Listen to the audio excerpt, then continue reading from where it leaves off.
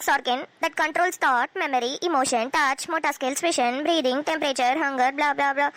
ஐயோ, ஹார்ட் ஒரு பக்கம் இழுத்துட்டு போச்சுன்னா பிரெயின் ஒரு பக்கம் இழுத்துட்டு போதே. ஷோ, ஹார்ட் இப்பதான் கஷ்டப்பட்டு முடிச்சேன். பிரெயின் கான்செப்ட் என்ன இப்படி இருக்கு? இங்க நம்ம தான் மாங்குன்னு படிச்சுக்கிட்டு இருக்கோம். ஆனா இவரை பாரு எப்படி லைஃப் என்ஜாய் பண்ணிட்டு இருக்காருன்னு. காலையில எந்திரிக்கிறது, குளிக்கிறது, சாப்பிட்றது, மத்தியானம் எங்கேயாவது வெளியே போறது, வந்து மறுபடியும் சாப்பிட்றது, தூங்குறது, சாயந்தரம் எந்திரிக்கிறது, இப்படி டீ போட்டு குடிக்கிறது, வெளியே போறது, ஜாலியா இருக்கிறது, மறுபடியும் நைட்டு வந்து சாப்பிட்டு தூங்குறது. கல்யாணம் ஆகி வந்ததுல இருந்து இது மட்டும்தான் இவரோட ரொட்டீனே. அப்பா, எவ்வளவு ஜாலியான வாழ்க்கை. அதுலயும் ஒரு மனுஷன் இங்க மாங்குன்னு படிச்சுக்கிட்டு இருக்கேனே. சரி, நமக்கு டீ போடும்போது அவளுக்கும் சேர்த்து டீ போடலாமே, ஏதாவது ஒண்ணு தோணி இருக்கா? கால் நெஞ்சுக்கார.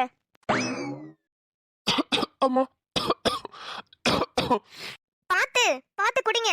டீ இழுக்கிறேன்னு ஒரேடியா இழுத்துக்காதீங்க. ஏய், என்ன நக்கலா? இல்ல, பொதுவா நம்ம சாப்பிட்டுட்டு இருக்கும்போது நம்மளுக்கு பொறையரிச்சுனா யாரோ நம்மள திட்டுறாங்கன்னு அர்த்தம். இந்த உலகத்திலேயே உன்னை தவிர என்னை யாருமே திட்ட மாட்டாங்க. இப்படி மாங்குன்னு படிக்கிறோமே, நமக்குன்னு ஒரு டீ போட்டு வந்து கொடுத்தானா, இவன் மட்டும் டீயை நல்லா என்ஜாய் பண்ணிக்கிட்டு இருக்கான். நீ கண்டிப்பா என்ன திட்டி இருப்ப. அதனாலதான் எனக்கு பொறையறி இருக்கு. இவர் என்ன நம்ம பிரெயின்குள்ளே போய் பார்த்துட்டு வந்த மாதிரி இவ்ளோ தெளிவா சொல்றாரு? ஐயோ, அப்ப நம்ம திட்டினது இவர் காதுல கேட்டுருச்சு. கேட்டுருச்சாவா? இது மட்டுமா கேட்டுச்சு? இவன மாதிரி லைஃப்ல யாருமே இருக்க முடியாது. எவ்வளவு சூப்பரா என்ஜாய் பண்றான். காலையில இருந்து சாப்பிடுறது, தூங்குறது, குளிக்கிறது, போறது, வரது, இது மட்டும் தான் வேலையை வச்சிருக்கான். எல்லாமே கேட்டுச்சு. கேட்டுருச்சா? ஐயா, கேட்டுருச்சு.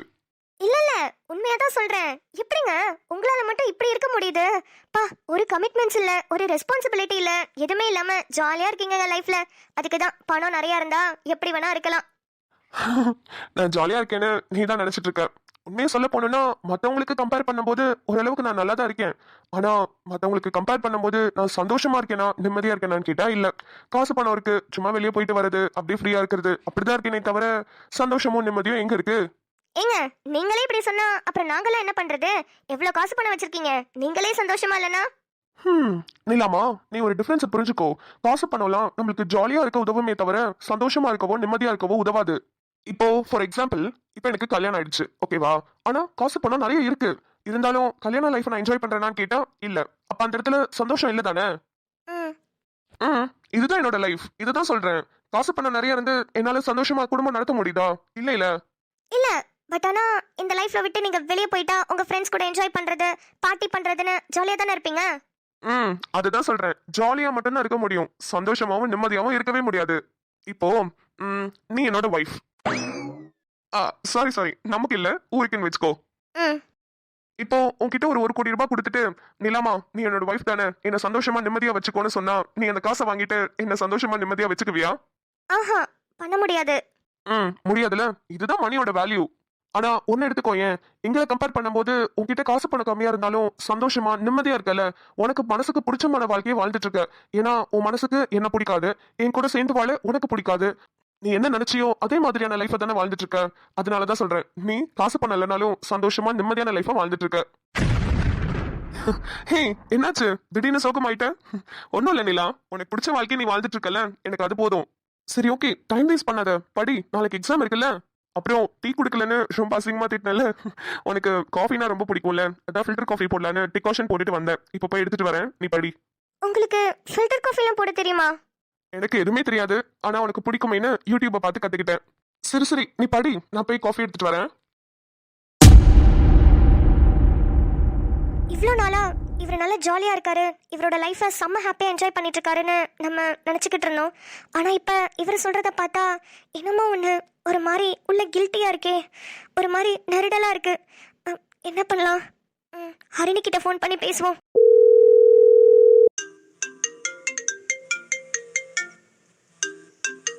யார் அது இந்த நேரத்துல கால் பண்றது?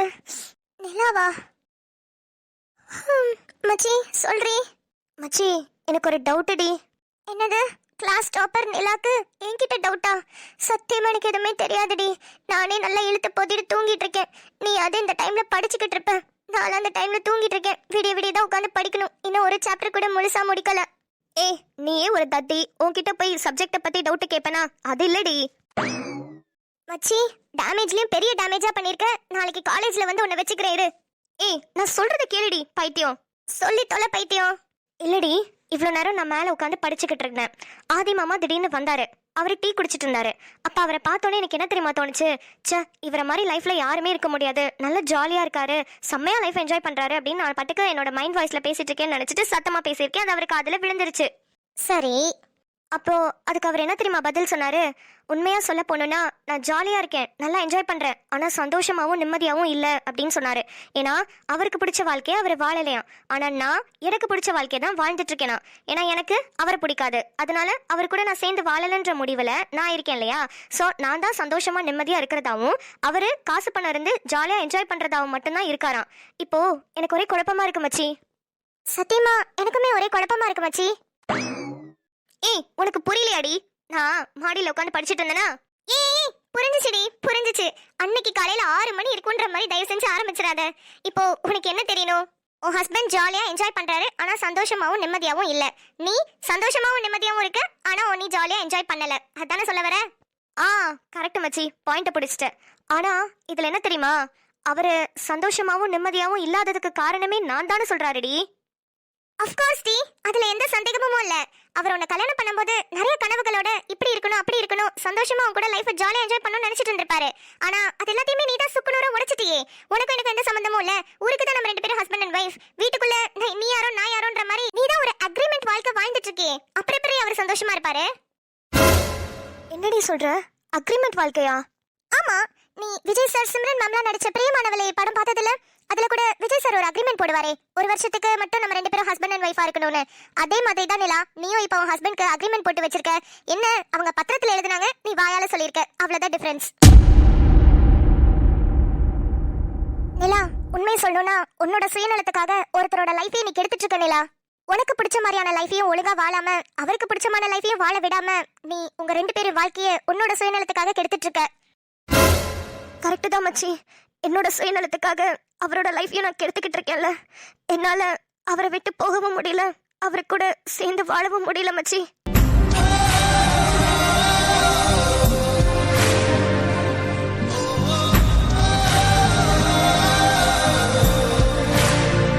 ஆதித்யா, இப்பதான் ஏதோ ஒரு பாசிட்டிவ் சைன் தெரியுது.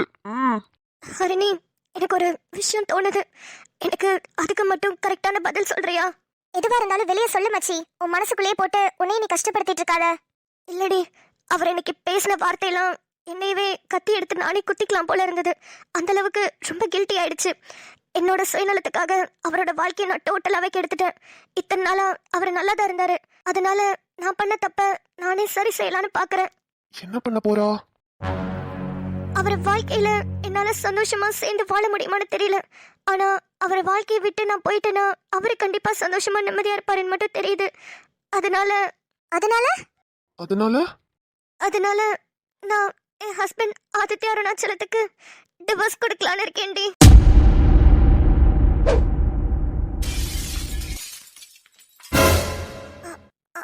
என்னாச்சு? அது ஒண்ணும் இல்ல, காஃபி போட்டு எடுத்துட்டு வந்துட்டு இருந்தேனா கால் தடுமாறிடுச்சு, அதான் கீழே போட்டேன். சாரி, நான் வேற எடுத்துட்டு வரேன். இல்ல பரவாயில்ல, எனக்கு காஃபி வேண்டாம். சரி. அப்புறம் அம்மா அப்பா கால் பண்ணாங்க, வீட்டுக்கு கூப்பிட்டாங்க, ஒரு அர்ஜென்ட் வேலை இருக்காமா, நான் போயிட்டு வரேன், நீ படி. சரி போயிட்டு வாங்க. போயிட்டு எப்போ வருவீங்க?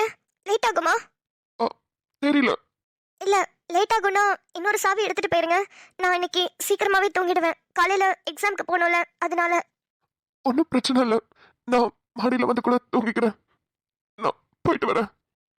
சரி. ஒருவேளை நம்ம பேசினதை கேட்டுப்பாரோ, ஏன் ஒரு மாதிரி பேசிட்டு போறாரு? இல்ல வாய்ப்பே இல்ல, அவர் இப்பதானே வந்தாரு. ஓ, இந்த ஸ்டெப் தடுக்கி விட்டு தான் காஃபி கப்ப கீழே போட்டுருப்பாருன்னு நினைக்கிறேன். ஓகே மச்சி, லைன்ல இருக்கியா? மச்சி சொல்லுடி. பைத்தியம் மாடி, உனக்கு லூசு மாதிரி பேசிட்டு இருக்க. இப்போ எதுக்காக டிவோர்ஸ் பண்ணணும்னு நினைக்கிறேன் உன் ஹஸ்பண்ட?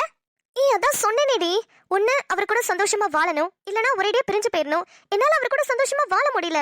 அட்லீஸ்ட் நான் ஒரேடியா பிரிஞ்சு போனவாது அவராத சந்தோஷமா இருப்பார்லடி.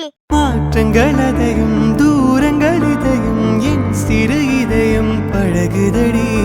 நீயற்ற இரவு வீட்டுக்குள் துறவு, ஏன் இந்த உறவு விலகுதடி.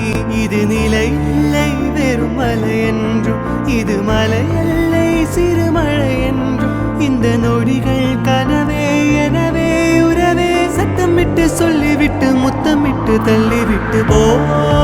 உறவே என்னை மறந்து நீ உந்தன் கனவுகள் துரத்திய உறவே சிறகடிந்து நீ உந்தன் கணங்களை உதறிய அதனால நான் என் ஹஸ்பண்ட் ஆதித்ய அருணாச்சலத்துக்கு டிவோர்ஸ் கொடுக்கலான்னு இருக்கேன்டி. உறவே என்னை மறந்து நீ உந்தன் கனவுகள் துரத்திய உறவே சிறகடிந்து நீ உந்தன் கணங்களை உதறிய உறவே. ஆனா சத்தியமா ஒண்ணு சொல்றேன் நிலா, சரியான கேன கூமட்டடி நீனு. இது மாதிரிலாம் ஒரு வாழ்க்கை கிடைக்காதான்னு எத்தனையோ பேரு ஏங்கிட்டு இருக்காங்க. அவங்களுக்கு மத்தியில உனக்கு போய் இந்த மாதிரி ஒரு நல்ல வாழ்க்கை கிடைச்சது பாரு. நீயே ஒரு நல்ல வாழ்க்கையை கெடுத்துக்கோ, நல்லா கெடுத்துக்கோ. என்னடி சொல்ற? புரியல.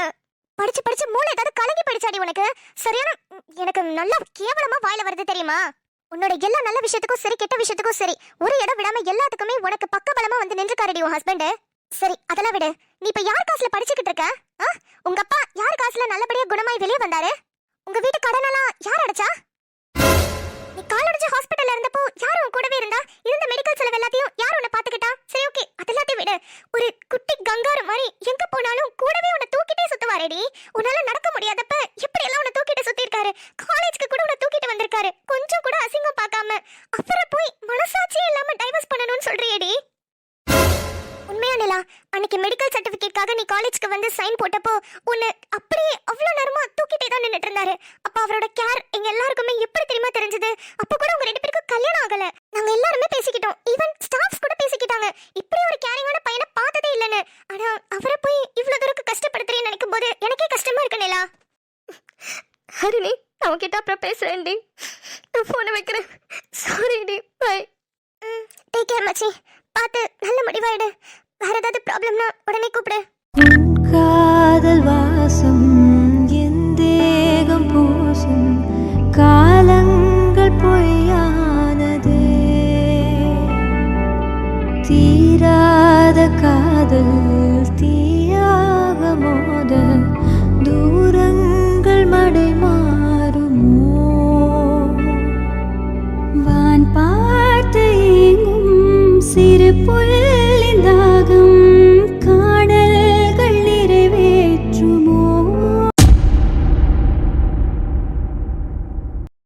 செம்பா, இந்த லிஸ்ட்ல கொடுத்துருக்கிறியே அது எல்லாமே வாங்கிட்டு வந்தா போதுமா இல்ல வேற எதுவும் எக்ஸ்ட்ரா வாங்கணுமா? ஏங்க பொண்ணு தானே பார்க்க வராங்க, அதுக்கு இது போதுங்க. அப்புறம் ஒருவேளை பிடிச்சி தட்டெல்லாம் மாத்திட்டு பூ வைக்கும் போது நம்ம சமைச்சு போட்டுக்கலாம். சரி சரி. ரோஜா எங்கம்மா, வெளியே போறியா? ஆமா செம்பாணி, மனசுக்கு ரொம்ப சந்தோஷமா இருக்கு. அதான் கோவிலுக்கு போயிட்டு வரலான்னு கிளம்பிட்டேன். ஆமா கண்ணு, 2 பேரும் சின்ன வயசுல இருந்து ஒன்னா தானே படிச்சு வளர்ந்தீங்க. இப்போ உன் ஃப்ரெண்டுக்கு கல்யாணம்னு உடனே உனக்கு மனசுக்கு சந்தோஷமா இருக்குல்ல? ஆமாண்ணே, என் ஃப்ரெண்டு அவளுக்கு பிடிச்ச பையனை அவளுக்கு பிடிச்ச மாதிரி கல்யாணம் பண்ணிக்க போறா. அதை நினைச்சு ரொம்ப ரொம்ப சந்தோஷமா இருக்கு. என்னம்மா சொல்ற? ஒன்னும் புரியல. அதானே, என் ஃப்ரெண்டு கண்மணி அவளுக்கு பிடிச்ச பையனான கார்த்திக்க தானே கல்யாணம் பண்ணிக்க போறா. அதை நினைச்சு சந்தோஷமா இருக்கு. அதனாலதான் கோவிலுக்கு போறேன்னு சொல்ல வந்தேன். ஏமா என்னமா பேசிட்டு இருக்க? நீ கொஞ்சம் கூட அறிவே இல்லையா உனக்கு? நீ பாட்டுக்கு இஷ்டத்துக்கு பேசிட்டு இருக்க. என் தங்கச்சிக்கு நான் பார்த்த மாப்பிள்ளையே நாளைக்கு பொண்ணு பார்க்க வராங்க. அவங்கள தான் நான் கல்யாணம் பண்ணி வைக்க போறேன். தெரியலண்ணே, அப்படின்னு நீங்க சொல்றீங்க. ஆனா எனக்கு என்னவோ கடவுள் கண்மணியும் கார்த்திகையும் தான் சேர்த்து வைப்பாரோன்னு தோணுது. ஆஹா, கடவுள் உன்கிட்ட வந்து சொன்னாரா? ஆனா கடவுள் சேர்த்து வைக்கிறாரோ இல்லையோ, நீ கண்டிப்பா சேர்த்து வைப்ப. அந்த வேலையை நீ செய்வன்னு எனக்கு என்னமோ தோணிக்கிட்டே இருக்கு. என்ன செம்பா சொல்ற? ஆமாங்க, கண்மணி கூட இந்த அளவுக்கு எனக்கு கார்த்திக் தான் வேணும்னு சொல்லவே இல்ல. ஆனா இவன் அவங்க 2 பேரும் சேர்த்து வைக்கிறதுலே தான் குறியா இருக்கா. வரட்டும், ராஜா வந்ததுக்கு அப்புறம் பேசிக்கலாம். இன்னைக்கு 2ல 1 பார்த்தே ஆகணும். செம்பாக்கா, நீங்க இன்னைக்கு வேணா கண்மணி கார்த்திக் விஷயத்துல தப்பான முடிவு எடுத்துக்கலாம். ஆனா கண்டிப்பா நான் சொன்ன விஷயம் கரெக்ட்னு ஒரு நாள் உங்களுக்கு புரிய வரும்க்கா. அப்ப நீங்க வருத்தப்படுவீங்க. நீங்க என் மேல கோவப்படுறதுனால எனக்கு உங்க மேல கோவம் இல்லக்கா. எப்போதுமே உங்க மேல அதே மரியாதையோட தான் இருக்கேன். ஆனா என்னன்னு தெரியல, கண்மணி விஷயத்துல நீங்க இவ்வளவு அவசரப்பட்டு முடிவெடுக்கிறதா எனக்கு தப்பா தெரியுது. ப்ளீஸ்க்கா, கொஞ்சம் யோசிச்சு பண்ணுங்க. கண்மணிக்கு நல்லது என்ன கெட்டது என்னன்னு எல்லாம் பார்த்து பண்றதுக்கு எங்களுக்கு தெரியும். அதுல நீ தலையிட வேணும்ன்ற அவசியம் இல்ல. அண்ணி இதழ ஹை இதழ் குட்டி. ஏய், யார்கிட்ட அந்த பிள்ளைங்க கூட்டிட்டு வந்தீங்க? இவங்க அப்பாட்ட விட்டுட்டு வர வேண்டியதானே? ஏக்கா நடிக்காத. இப்ப நீ அந்த குழந்தைய பார்த்தோன்னே இதழ்னு சந்தோஷமா கூப்பிடல. இப்ப எதுக்கு கோபமா இருக்கிற மாதிரி நடிக்கிற? குழந்தைய பார்த்தா யாருக்கா இருந்தாலும் சந்தோஷம் இருக்கதான் செய்யும். இப்ப எதுக்கு இவளைங்க கூட்டிட்டு வந்தேன்னு கேக்குறேன். அண்ணி, நான் தான் கூட்டிட்டு வந்தேன். அதான் எதுக்கு? எதுக்காக இந்த பிள்ளைய கூட்டிட்டு வந்த? எங்களை அசிங்கப்படுத்துறதுக்கா? இங்க பாரு கண்மணி, உனக்கு இந்த ரோஜாவோ இல்ல அந்த ராஜாவோ சொன்னாங்களான்னு எனக்கு தெரியாது. நாளைக்கு மாப்பிள்ளை வீட்ல இருந்து உன்னை பொண்ணு பார்க்க வராங்க. இப்ப சொல்றேன், நல்லா கேட்டுக்கோ. அதுக்கு முன்னாடி இந்த குழந்தைய கொண்டு போய் அவங்க அப்பா கிட்ட விட்டுட்டு வா.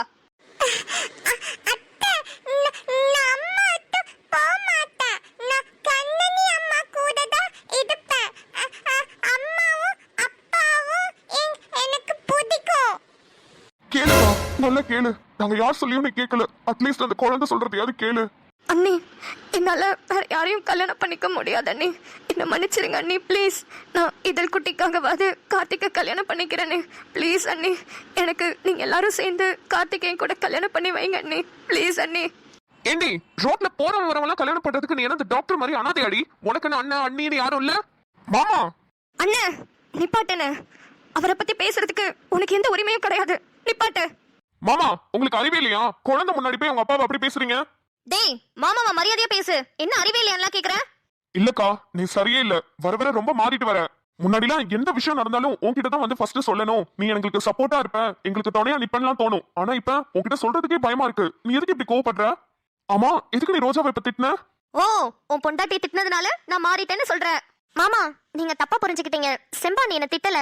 அவங்களுக்கு கண்மணி கார்த்திக் விஷயத்துல கொஞ்சம் கோவம் இருக்கு. அவங்களுக்கு நான் சப்போர்ட் பண்றதுனால என் மேல லைட்டா கோவம் இருக்கு. மத்தபடி எனக்கும் அவங்களுக்கும் எந்த ப்ராப்ளமும் இல்ல. இல்லையே, நான் வரும்போது நீ அந்த விஷயத்துல எல்லாம் தலையிடாதன்னு சொல்லிட்டு இருந்தாங்க. ஆமா, அப்படிதான் சொன்னேன். இப்போ உன்கிட்டயும் அதை தான் சொல்ல வரேன். நீங்க ரெண்டு பேரும் சின்ன பிள்ளைங்க. தயவு செஞ்சு இந்த விஷயத்துல தலையிடாதீங்க. நீங்களாம் எனக்கு சொல்லிட்டு நாளைக்கு உங்க குடும்பம் குட்டின்னு போயிருவீங்க. நாளைக்கு யார் கஷ்டப்படுறது? கண்மணி தான் கஷ்டப்படுவா. அவன் நல்லதுக்காக தான் இப்ப வரைக்கும் சொல்லிட்டு இருக்கேன். இன்னைக்கு பேச நல்லதா இருக்கும். நாளைக்கு அவன் பொண்டாட்டி வந்து நடு வீட்டுல வந்து உட்காந்துக்கிட்டு, ஏன் எனக்கு தான் இந்த வீடு சொந்தம், எனக்கு தான் கார்த்திக் சொந்தம், எனக்கு தான் இவ பிறந்த குழந்தைன்னு வந்து உட்காந்துக்கிட்டானா என்னடி பண்ணுவ? ஐயோ அண்ணி, கார்த்திக்கும் ஸ்டெஃபிக்கும் டைவர்ஸ் ஆயிடுச்சு. அவங்க வரதுக்கு வாய்ப்பே இல்ல. இங்க பாரு, இந்த சட்டப்படி எல்லாம் பேசுறதெல்லாம் என்கிட்ட வேணாம். சட்டத்தையே விட்டுரு. மனசுன்னு ஒண்ணு இருக்குல்ல, மனசு எப்ப வேணாலும் மாறலாம்ல. மனுஷங்களோட மனசெல்லாம் அப்படிதான், எப்ப வேணாலும் யார்கிட்ட வேணாலும் மாறும். இந்த காசு பணத்துக்கு ஆசைப்பட்டுட்டு அந்த டாக்டர் கல்யாணம் பண்ணிக்கிட்டு நாளைக்கு வாழ்க்கையை தொலைச்சிட்டு உட்காந்துருக்க போறியா? இங்க பாரு, கடைசியா சொல்றேன், தேவையில்லாம எல்லாரும் பேசி இந்த விஷயத்த வளர்த்து எல்லாரும் பிரச்சனையாக்க வேண்டாம். நாளைக்கு மாப்பிள்ளை வீட்டுல இருந்து கண்மணியை பொண்ணு பார்க்க வராங்க. அவங்க முன்னாடி சிரிச்ச முகத்தோட சந்தோஷமா நிக்கணும். அதுக்கு முன்னாடி இந்த குழந்தைய கொண்டு போய் அவங்க வீட்டுல விட்டுடுவாங்க. அவ்வளவுதான் சொல்லிட்டேன். செம்பா, நம்ம சொல்ல வேண்டியதா சொல்லியாச்சு. கண்மணியோட நல்லதுக்காக தான் இது எல்லாமே நம்ம பண்றோம்ன்றது அவளுக்கே புரிஞ்சா சரிதான். பாப்போம், நாளைக்கு நம்மள சொல்றதை கேட்டு நடந்துக்கிறாங்களா இல்ல நம்மள அசிங்கப்படுத்துறாங்களான்னு பாப்போம். வா, உள்ள போலாம். சரிங்க. இதுல இப்ப இவங்க சொன்னதெல்லாம் கேட்டில, நீ சீக்கிரம் வீட்டுக்கு போனாலும் போயிருவேன். வா, இதுல நம்ம போய் விளையாடலாம். நான் வீட்டுக்கு போக மாட்டேன். நம்ம விளையாடலாம். சரி வா போலாம். பாக்கியா, இதழ் பத்திரம். சரிட்ட. மாமா, எனக்கு என்னவோ இது சரியா வரல மாமா.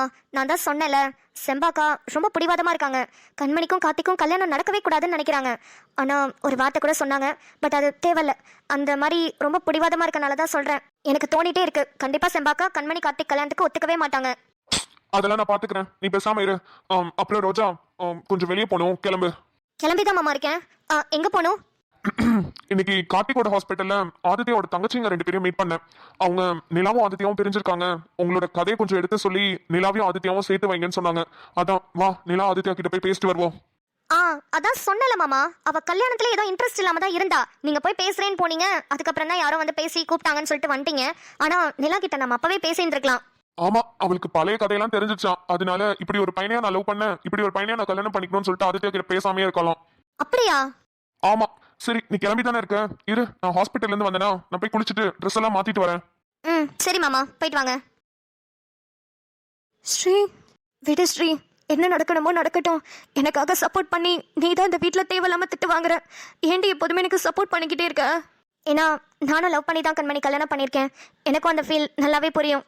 வீட்டில் சண்டை போட்டு போராடி என்னை எங்கள் அண்ணன் கடத்திட்டு கொண்டு போய் ஒரு இடத்துல ஒளிச்சு வச்சு அதை மாமா கண்டுபிடிச்சி என்னை காப்பாற்றி, அப்பா எவ்வளோ போராட்டத்துக்கு அப்புறம் நாங்கள் 2 பேரும் ஒன்றா சேர்ந்து கல்யாணம் பண்ணியிருக்கோன்னு உனக்கு நல்லாவே தெரியும். அப்படி இருக்கும்போது நான் எப்படி உன்னை கைவிடுவேன்?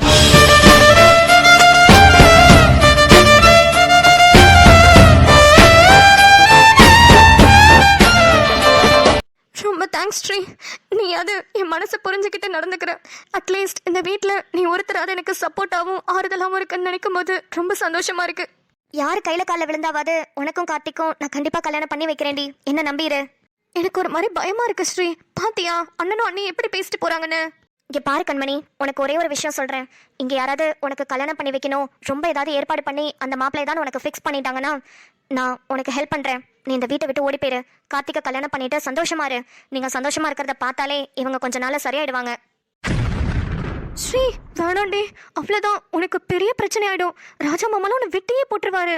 வேணாண்டி, பயமா இருக்கு எனக்கு. மாமாவை சமாளிக்க எனக்கு தெரியும், நான் பார்த்துக்கிறேன். ஆனால் உண்மையாக சொல்லணும்னா ஸ்ரீ, நாளைக்கு நான் போயிடலான்ற பிளானில் தாண்டி இருந்தேன். என்னால் கார்த்திக் எல்லாமே இதழ் எல்லாமே இருக்க முடியாது, உனக்கு தெரியும்ல.